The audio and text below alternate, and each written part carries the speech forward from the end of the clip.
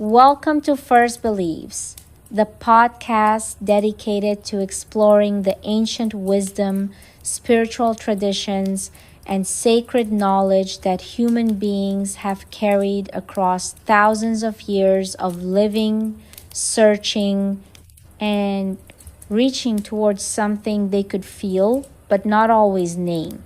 Whether you have come here tonight to learn, to reflect, or to let the slow cadence of deep history carry you toward rest, you have found the right place.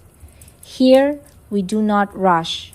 We move the way firelight moves, unhurried, warm, casting its glow gradually outward from a single point of stillness.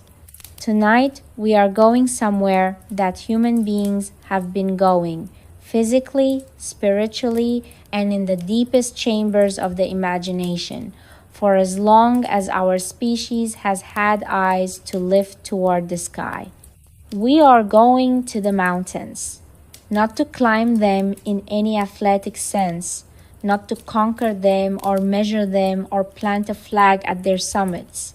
We are going the way the pilgrims went, slowly, deliberately, with the understanding that the journey itself is the teaching, and that what waits at the top is not a trophy but a threshold, a place where the distance between the human and the divine grows thin, a place where the ordinary world, seen from above, reveals a scale it conceals when you are standing in the middle of it.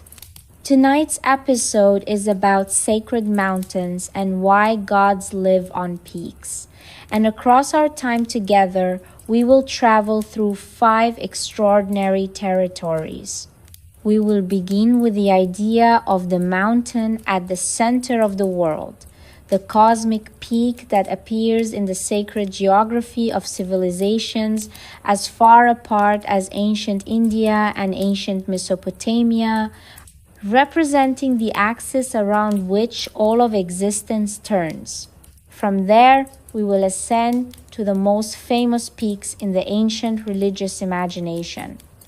Olympus, where the Greek gods feasted and governed in permanent divine ease, and Sinai, where an entirely different kind of divine encounter.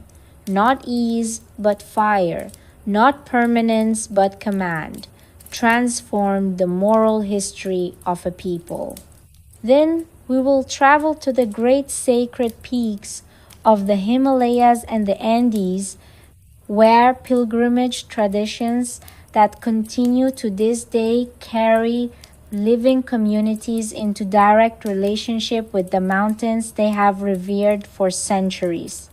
We will explore the Liminal mountain, the peak understood not as a dwelling place, but as a crossing point, a threshold between worlds, before finally arriving in our last leg at what may be the most important summit of all, the mountain inside the human being.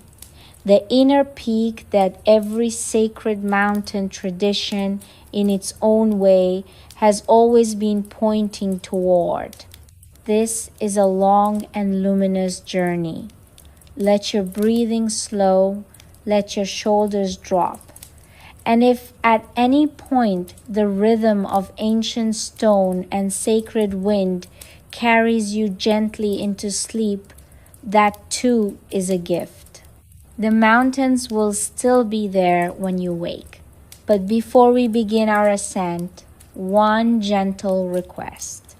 If this podcast brings you something of value, a moment of stillness, a question that stays with you into the following day, a new way of looking at the world outside your window, please take a moment right now to subscribe to First Beliefs. Leave a comment telling us which sacred mountain or ancient tradition you would most like to explore in a future episode. Your voice is what shapes this community into something living. And if tonight's journey moves you, share with someone who knows how to look up.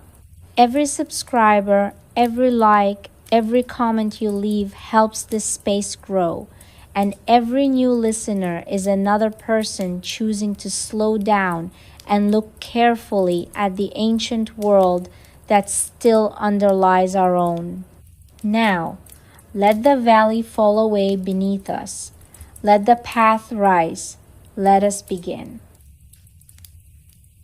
Part 1: The Mountain at the Center of the World. Before we visit any particular mountain, it is worth resting for a moment with the idea that underlies all of them. The idea that the world has a center and that the center is high. In the cosmological imagination of many ancient civilizations, the world was not a flat and featureless plane extending in all directions without orientation or meaning. It was organized. It had a structure.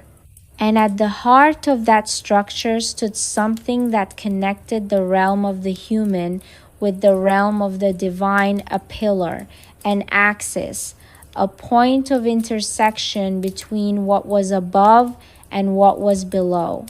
In an earlier episode, we explored how many traditions imagined this axis as a tree, but equally ancient, equally widespread, and in many ways even more immediately present in the physical landscape was the mountain.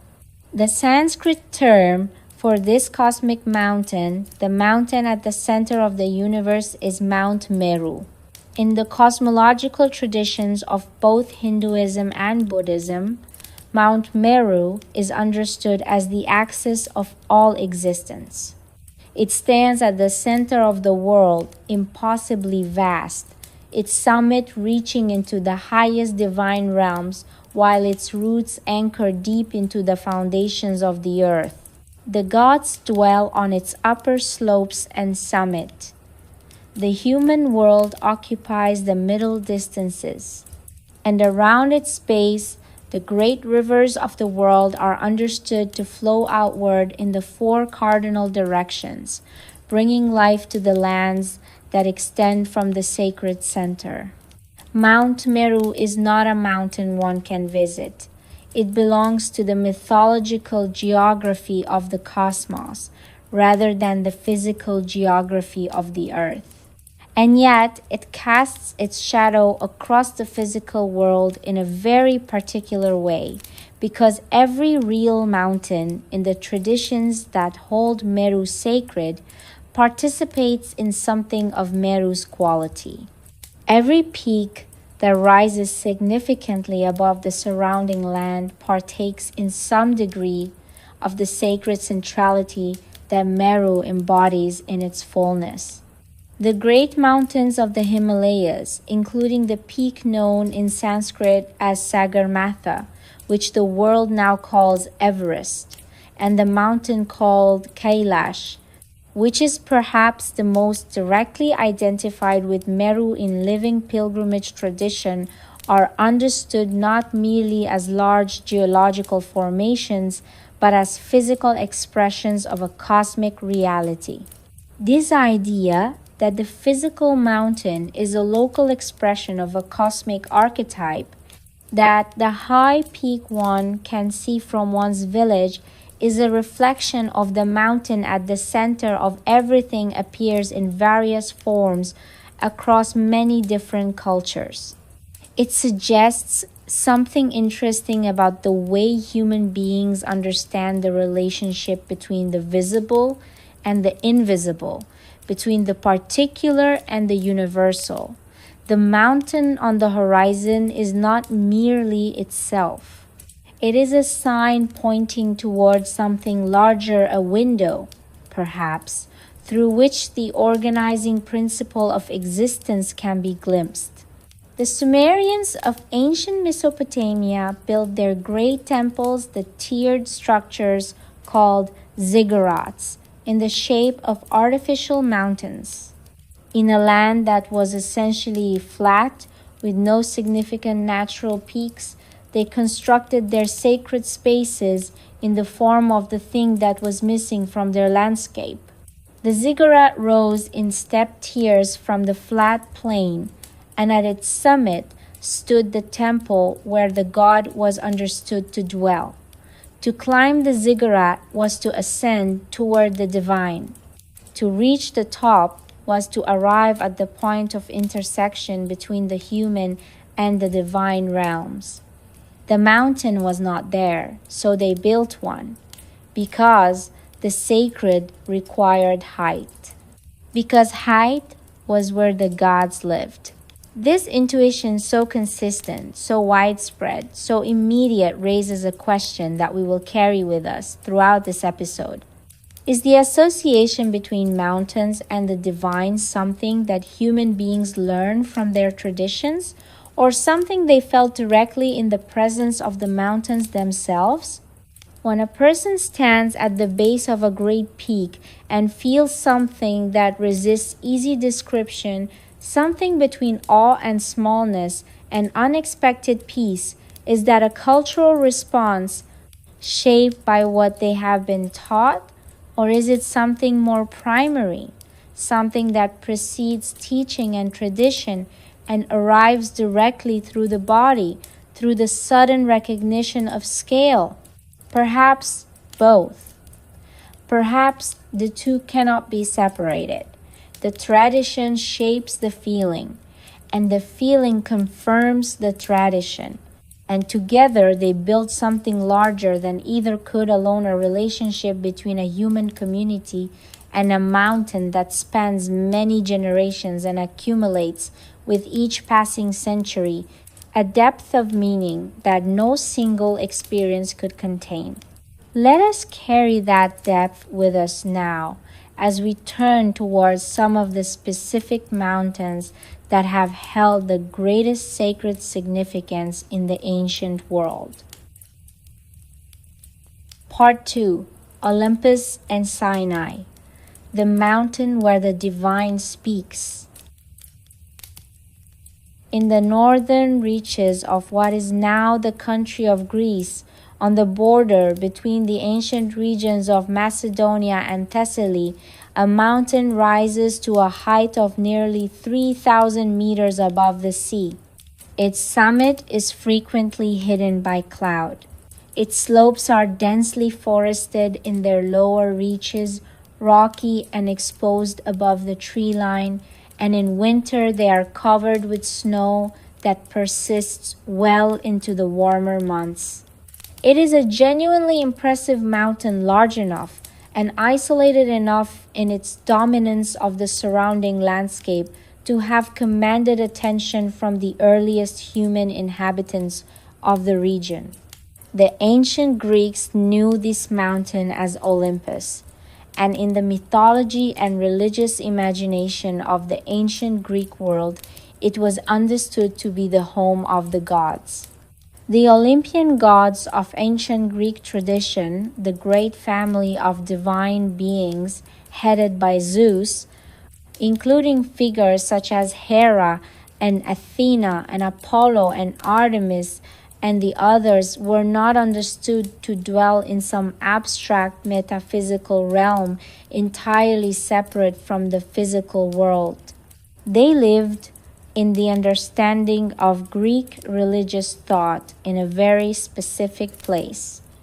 They lived on the summit of Olympus. The mountain was their home, their court, the place where they gathered and feasted and debated and made the decisions that shaped the fate of human beings below. This is a remarkably concrete and immediate vision of the divine. The gods did not live beyond the sky, in some unreachable dimension of pure spirit. They lived on a mountain that existed, a mountain one could, in principle, see on a clear day from certain vantage points in the Thessalian plain below. The divine and the human worlds were separated not by an infinite metaphysical distance, but by the practical, physical distance between the valley and the summit, by the cold, the altitude, the difficulty of the terrain, and the understanding that no mortal being could survive the journey to the top. The cloud that so often wrapped the summit of Olympus was understood in this context not as ordinary weather, but as something like a veil, a curtain of divine protection between the realm of the gods and the realm of human sight. The gods lived above the cloud, mortals lived below it. The mountain itself was the boundary, and the cloud was its guardian. Ancient Greek poets described Olympus in terms of extraordinary beauty, an eternal spring, abundant light, the sound of divine music carried on winds that never brought storms. It was a place of perfect conditions, above the ordinary fluctuations of the mortal world. The gods there were not subjected to rain or cold or the uncomfortable vagaries of earthly weather. They existed in a condition of permanent ease and brightness that was the direct expression of their divine nature. What is particularly interesting about the Olympian mountain tradition is how it shaped the entire geography of the sacred in ancient Greek religious life. Temples dedicated to the Olympian gods were often built on high places on the Acropolis, the high city, which was not simply a defensive position but a sacred one. The Athenian Acropolis, with its magnificent temples, including the Parthenon, was understood as a place where the divine was closer, where the goddess Athena, whose mountain was the sky, could be approached with a quality of nearness that the lower city did not offer. Height, in the Greek sacred imagination, meant proximity to the divine. Now let us travel far from the olive groves and marble temples of Greece southward and eastward, through the Mediterranean and across the waters into the desert wilderness of the Sinai Peninsula. Because here too a mountain was understood as the place where the human and the divine met, but in a very different register. The mountain known in the Hebrew scriptural tradition as Sinai or sometimes as Horeb is described in early texts as the place where Moses received the divine law. This was not a mountain where gods dwelt in comfort and divine ease. It was a mountain that burned, that was wrapped in cloud and fire, that trembled and smoked at the divine presence.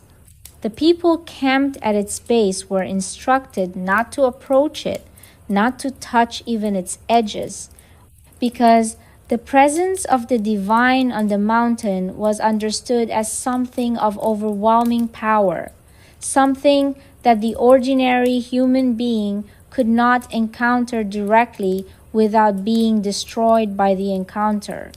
This is a very different quality of sacred mountain from the Olympus of Greek tradition.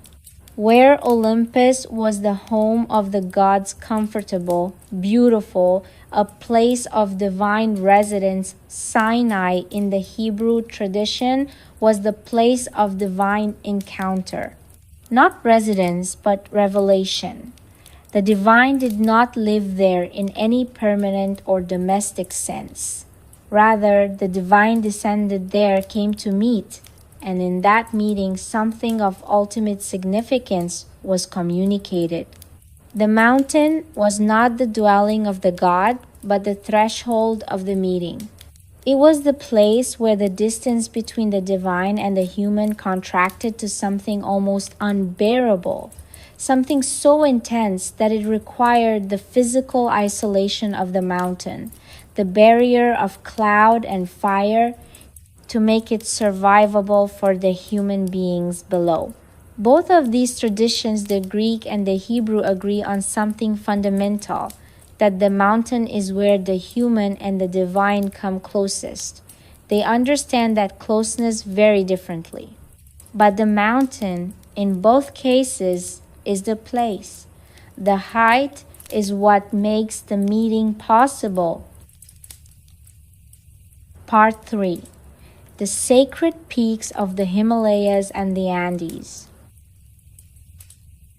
Let us descend now from the Mediterranean world and travel in two directions simultaneously, eastward toward the greatest mountain range on earth, and westward across the ocean toward the heights of South America. Because in both of these places, mountains were understood as sacred with a depth and a continuity that has persisted in living pilgrimage traditions to the present day. The Himalayan mountain range stretches across more than 2,400 kilometers of the Asian continent, passing through the regions of northern India, Nepal, Tibet, Bhutan, and beyond. It contains the highest peaks on earth, not just Everest, but dozens of mountains of extraordinary height and geological grandeur. And it has been the sacred landscape of some of the world's most enduring spiritual traditions for thousands of years. In Hindu tradition, the Himalayas are not simply a mountain range. They are a divine presence. The Sanskrit name Himalaya means something like the abode of snow, but the mountains are understood as far more than a meteorological phenomenon.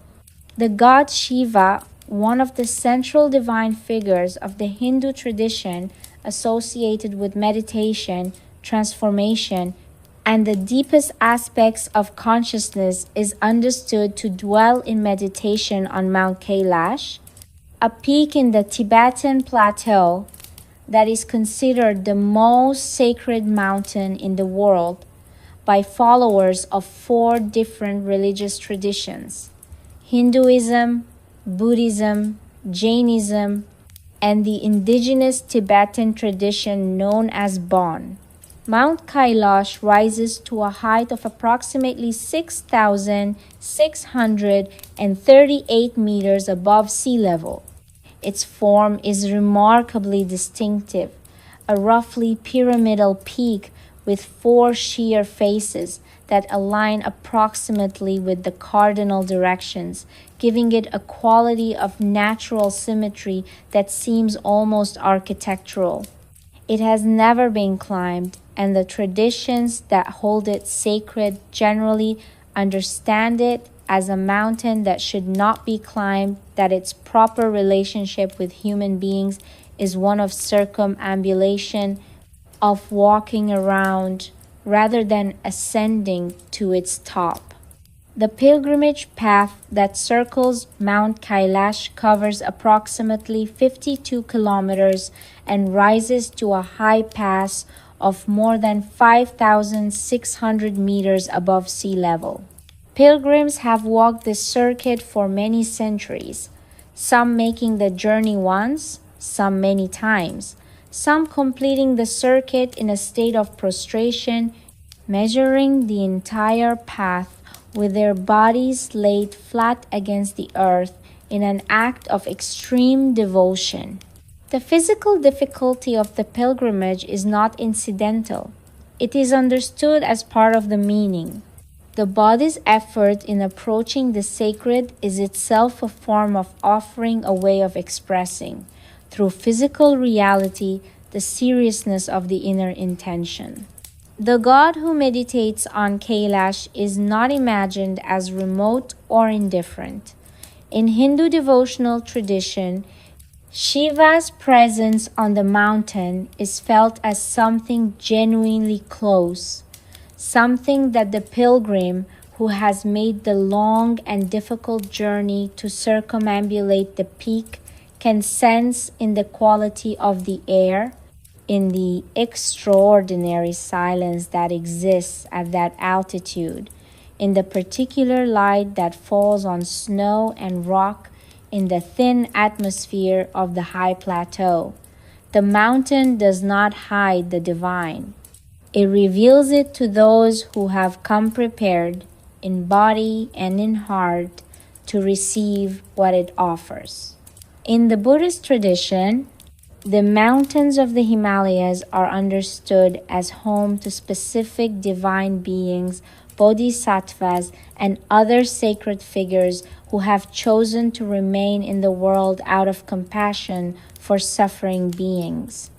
The great mountain goddess Chomolungma, the Tibetan name for the peak the world knows as Everest, meaning something like Goddess Mother of the World or Holy Mother Universal, is understood not simply as a geological feature, but as a conscious sacred presence. The Sherpa communities who have lived in the shadow of Everest for many generations maintain traditions of reverence toward the mountain that predate the arrival of mountaineering expeditions from the outside world, and that understand the mountain as a being who deserves respect and whose moods and permissions shape what is possible for those who move through her domain. Now let us cross the world, traveling westward across the vast ocean to arrive at another mountain tradition of extraordinary antiquity and depth. The Andes mountain range of South America is, after the Himalayas, the highest and most extensive mountain system on Earth. It runs for more than 7,000 kilometers along the western edge of the South American continent, passing through the lands of 7 modern countries. And in the civilizations that developed within and around this range, most famously the Inca civilization, which at its height in the 15th century of the Common Era covered an enormous territory, the mountains were understood as divine beings in the most direct and literal sense. The Quechua word for the sacred mountain powers of the Andean tradition is Apu, a word that means something like Lord or Spirit, and refers to the mountain itself as a conscious, living, divine presence.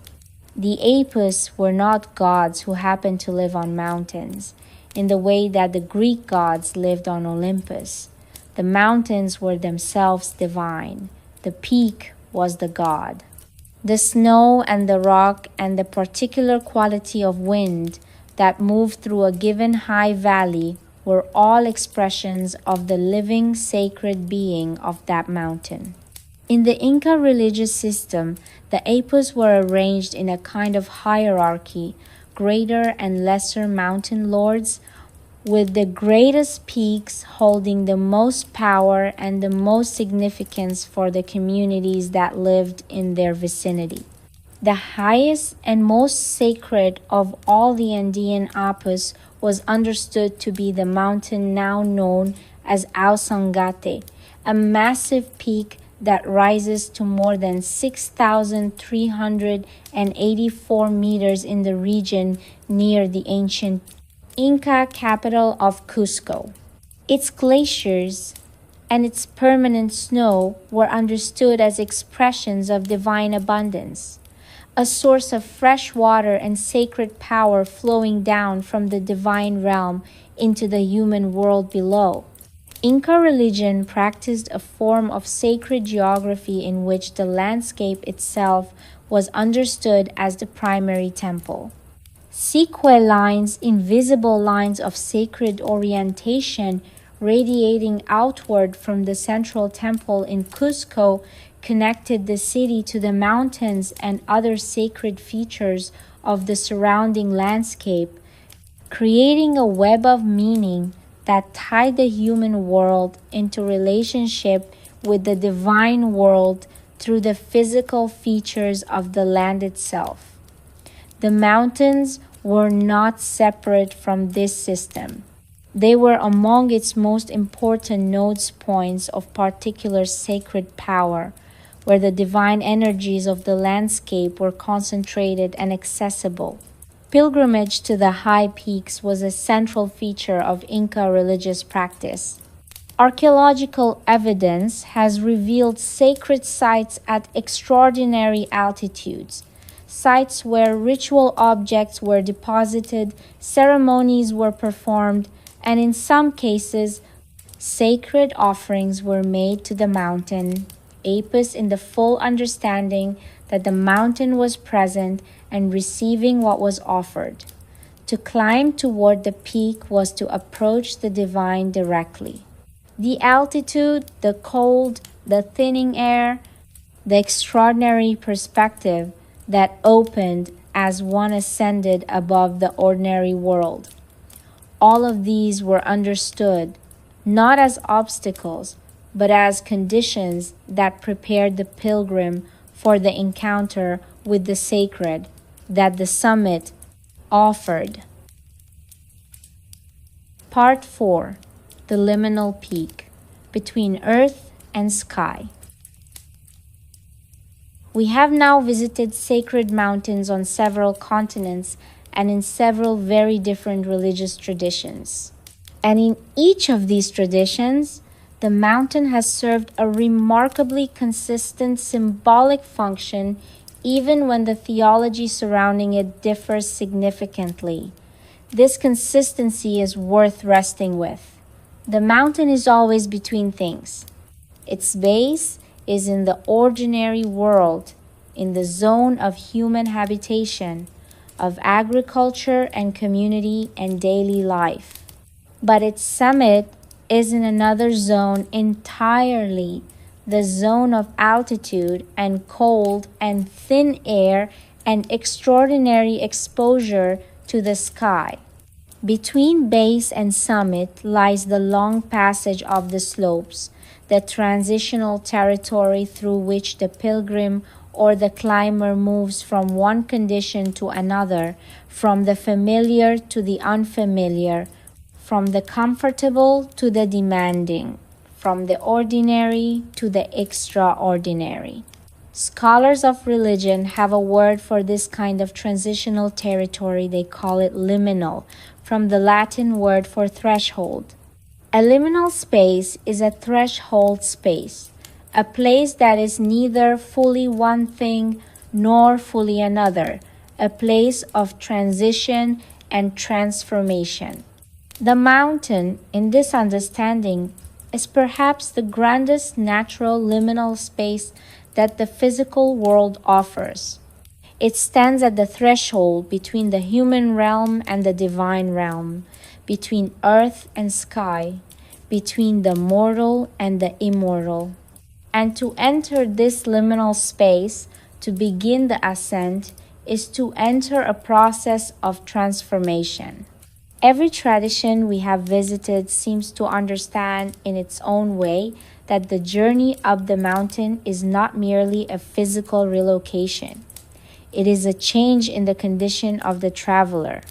The person who arrives at the summit, or who completes the circumambulation, or who stands at the base in a state of genuine reverence, is not quite the same person who began the journey.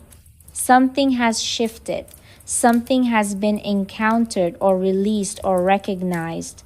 The mountain has done something to the person that the valley could not do. This transformative quality of the mountain experience may be partly explained by the simple, immediate facts of high altitude. The air at great height is thinner, and the body responds to this change in subtle and not so subtle ways. The light at altitude is different, harder, cleaner, more direct, without the softening effect of thick layers of warm air. The silence at high altitude is of a particular quality, not the silence of an enclosed room, which is merely the absence of sound, but the silence of vast open space, which is something more like a presence. The scale of what one can see from a great height, the distance that opens in every direction, the curvature of the land visible in a way it never is from below, the smallness of the familiar features of the world when seen from above, all of this works directly on perception, shifting the ordinary framework of awareness into something wider and less certain. These physical realities of the mountain environment may be among the reasons why the mountain has so consistently been understood as a place of divine encounter. When the body is placed in conditions of altitude and cold and exposure to vast sky, awareness shifts. The categories that organize ordinary experience become less fixed.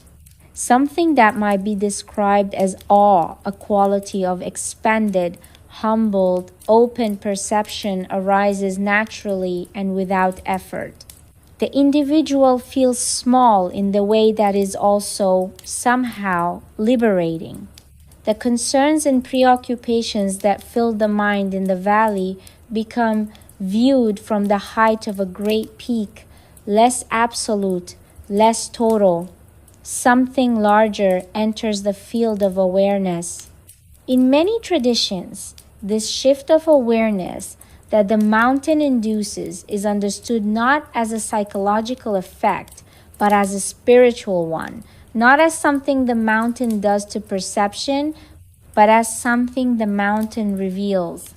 The expanded awareness available at altitude is, in this understanding, not an illusion or a pleasant distortion. It is a glimpse of a truer perception than the one available in the valley, a brief clearing of the ordinary filters of habit and preoccupation that allows something more genuine to be seen. The mystics and saints and holy figures of many traditions have sought high and isolated places precisely for this quality of clarity. Desert caves and mountain hermitages recur across the history of every spiritual tradition that has access to such places. The withdrawal from ordinary social life, the removal of the body from the conditions of comfort and familiarity seems to create, when undertaken with genuine intention and adequate preparation, conditions in which awareness becomes quieter and more receptive. And the mountain offers all of this in its most natural and unmediated form. There is something worth noticing about the quality of isolation that great mountains provide. A peak that rises significantly above its surroundings is, by definition, a place where the ordinary density of human life thins out and eventually disappears. The higher one climbs, the fewer people one encounters. At a certain altitude, one is alone in a way that is genuinely rare in the ordinary human world, alone with the rock and the wind and the sky and whatever quality of presence the tradition understands to inhabit the high places. This aloneness is not loneliness. It is a different condition entirely, a solitude that is full rather than empty, a quiet that opens rather than closes. Many of the world's great spiritual insights have arrived in precisely this condition in the high and solitary places where the ordinary noise of collective human life falls away and something else becomes audible. The specific content of what is heard or seen or understood in these moments differs across traditions, as we would expect.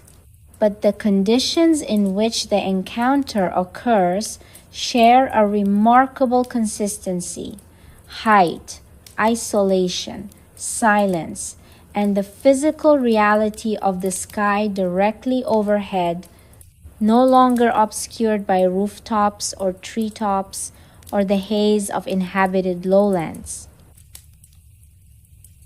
Part 5. The Mountain in the Human Heart. We have ascended far tonight. Let us begin, slowly and gently, to make our way back down, not because the heights have nothing more to offer, but because the journey down is its own part of the pilgrimage. The insights gathered at altitude must find their way back into the valley, into the ordinary world of daily life, if they are to mean anything beyond a private and temporary experience of transcendence. The world's mountain pilgrimage traditions have always understood this.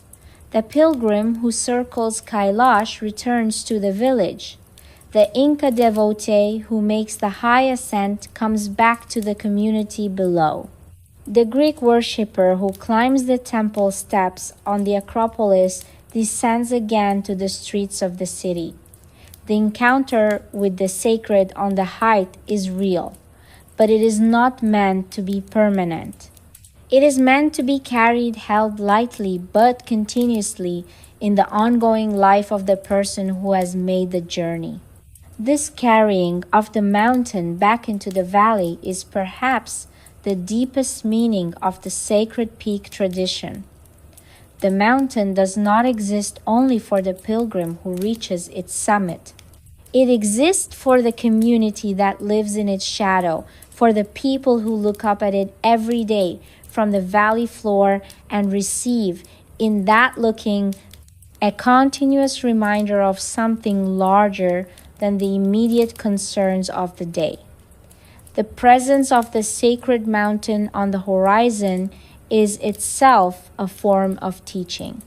It says, quietly and without words, the world is not only this valley, there is more, there is height, there is the cold, clean air of the upper slopes, there is the perspective available from above. The sacred mountain is, in this sense, a gift to the human attention, a permanent, patient invitation to look up, to remember scale, to resist the tendency of daily life to contract the awareness into the small and the immediate. Every morning in every mountain community around the world, the peaks are visible at first light catching the early sun, while the valleys are still in shadow, glowing with a particular quality of reflected light that makes them seem, in those first moments of the day, genuinely luminous. And in that luminosity, something of the sacred character that tradition has always assigned to them is simply directly present.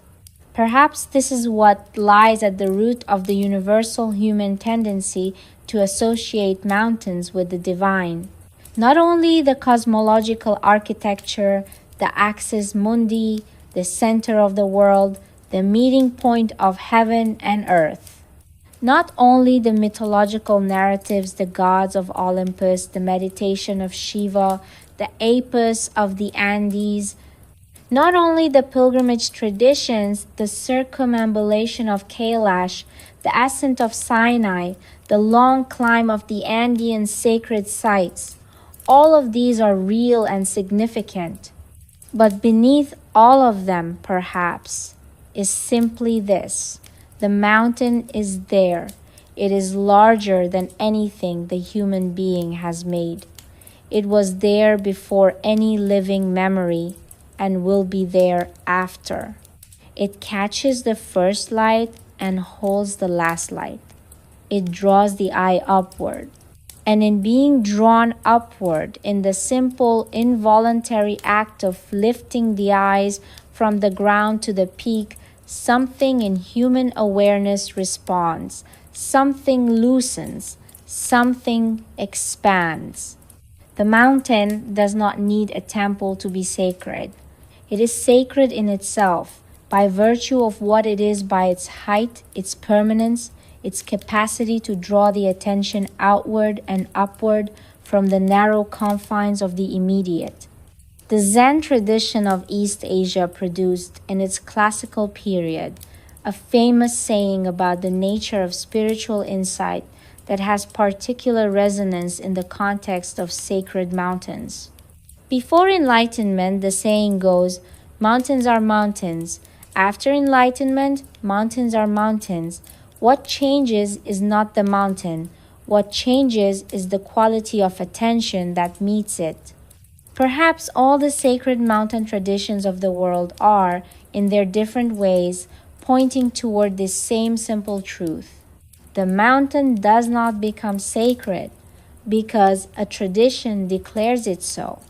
The tradition declares it sacred because something in the direct encounter with the mountain, something in the act of lifting the eyes to the peak, of beginning the ascent, of standing in the cold, thin air at altitude and looking out over the diminished world below, reveals a quality of the mountain that was always there, a quality of presence, of scale, of the particular silence that exists at great heights, which is not the silence of absence, but the silence of something very large, breathing quietly.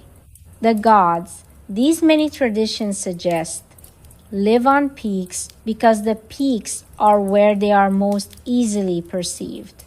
Not because the divine is literally confined to high altitudes, but because something about the high altitude thins the ordinary filters of human perception enough to allow the recognition of what is always, everywhere, present, but most immediately felt in the places of height and silence and extraordinary, unobstructed sky.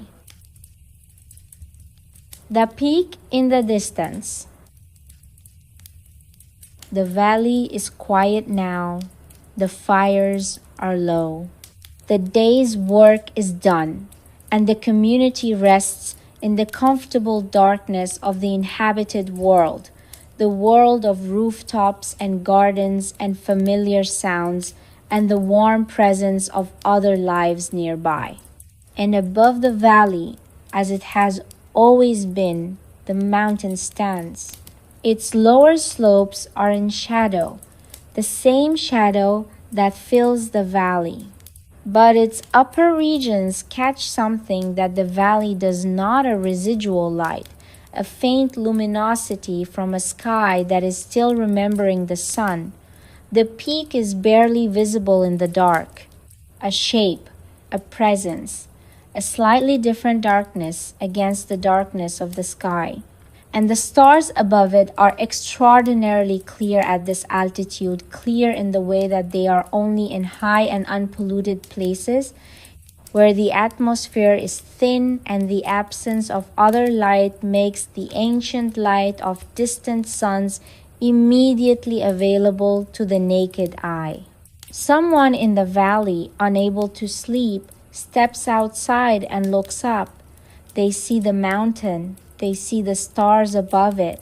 They feel for a moment the particular quality of awareness that comes when the eyes travel upward from the familiar to the vast, when the small, warm circle of the known gives way to the immense and patient dark of the sky.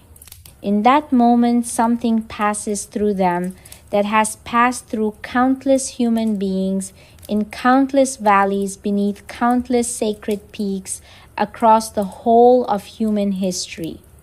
A quality of recognition, a sense of scale that is not frightening but clarifying, a reminder that the world is larger than any single life, any single worry, any single day, that something endures above the ordinary turning of ordinary time, that the peak has been there through all of it, through every generation that has lived in this valley, through every tradition that has looked up and tried to find words for what the looking made them feel.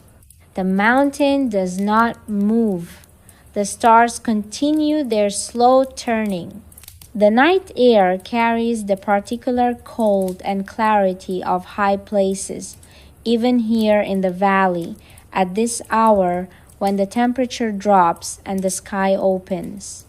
And the person standing in the doorway looks for a little while longer and then goes back inside.